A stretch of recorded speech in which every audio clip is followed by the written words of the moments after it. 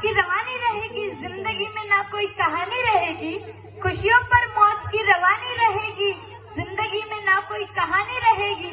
हम भी इस कार्यक्रम में 4 चांद लगा देंगे अगर आपके तालियों की मेहरबानी रहेगी।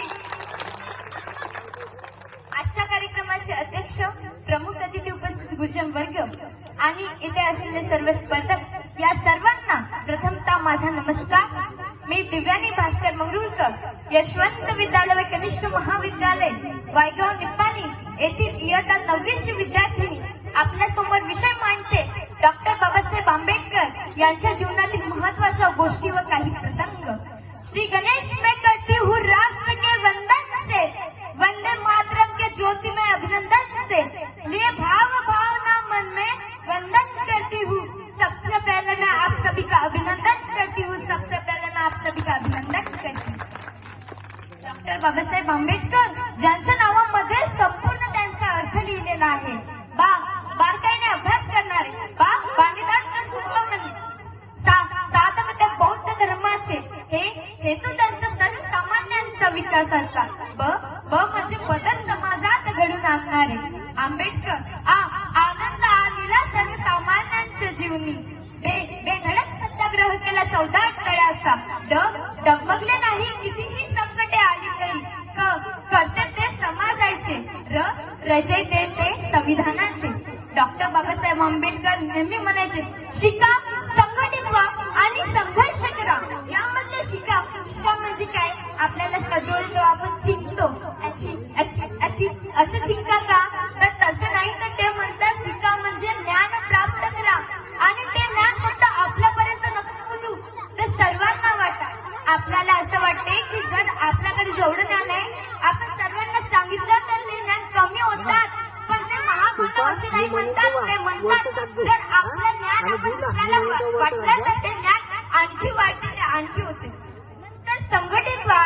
आता संघटित होण्यासाठी जेवढा संघर्ष लागतो तेवढा संघर्ष कोणत्या गोष्टीमध्ये लागतो का? नाही ना। आपले हे 5 बोट आहे, जर ते एकामध्ये आणायचे असले तर संघर्ष तर करावंच लागेल। जेव्हा आपण 5 लोक राहतो तेव्हा जेव्हा एकत्र येतो तेव्हा आपली मुठ्ठी बनते, जशी ही मुठ्ठी बनलेली आहे। म्हणून शिका, संघटित व्हा आणि संघर्ष करा असे म्हणण्याऐवजी मला असे वाटते, शिका, संघर्ष करा आणि संघटित व्हा। मित्रांनो, आणखी ते म्हणायचे, शिक्षण हे वाघिणीचे दूध आहे आणि जो हे प्राशन करेल तो वाघाप्रमाणे गुळगुळल्याशिवाय राहणार नाही। हे साक्षात सत्य आहे, कारण की शिक्षणाने माणूस मोठा होतो आणि त्याच्यामुळे तो आपली प्रगती करतो। आपली तर प्रगती होतेच, आपल्या कुटुंबाची होते, गावाची होते आणि अशा प्रकारे पुऱ्या देशाची होते। म्हणून शिक्षण हे वाघिणीचे दूध आहे आणि जो ते प्राशन करेल तो वाघासारख्या गुळगुळल्याशिवाय राहणार। आपल्या डॉक्टर बाबासाहेब आंबेडकर यांनी महान असे संविधान लिहिले, ज्याच्यामुळे आपल्याला समता, बंधुता, न्याय हे सर्व गोष्टी प्राप्त झाल्या। त्या संविधानाची ताकद एवढी मोठी आहे की एक चाय विकने वाला माणूस सुद्धा देशाचा पंतप्रधान बनला आहे। मेरे भीख ने कलम उठाई, इस देश का संविधान बन गया। अरे मेरे भीख ने कलम उठाई, इस देश का संविधान बन गया। इस संविधान की ताकत तो देखो यारो, इस संविधान की ताकत तो देखो यारो।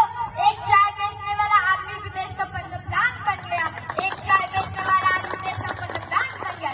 एवढे मोठे ज्यांचे कार्य आहे त्या महामानवाच्या बद्दल बोलायला किती सारे वेळ लागतात। शब्द ही पडतील पुरे, वेळ ही पडतील पुरा, अशा माझ्या बाबाची कीर्ती राजा शोभूने दिसे जगतील फक्त माझा बाबासाहेब यांची मूर्ती।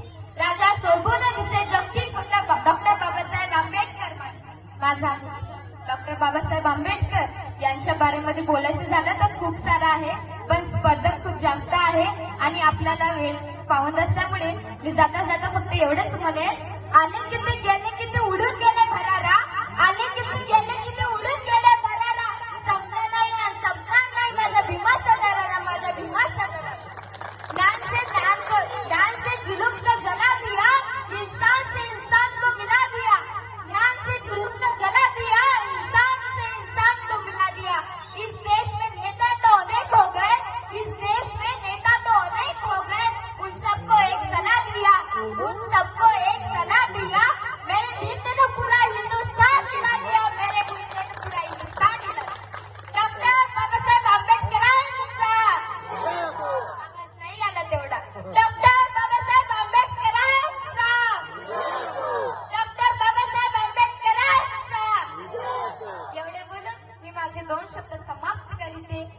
माझ्या या 2 शब्दाला इथेच पूर्णविराम देते.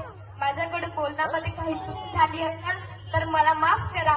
माझे काही शब्द गोड वाटले असेल तर ते आपल्या हृदयात ठेवा आणि काही न वाटले असेल ते मनाबाहेर टाका. तुमचीच लहान अशी मुलगी आहे, माफ करा. धन्यवाद.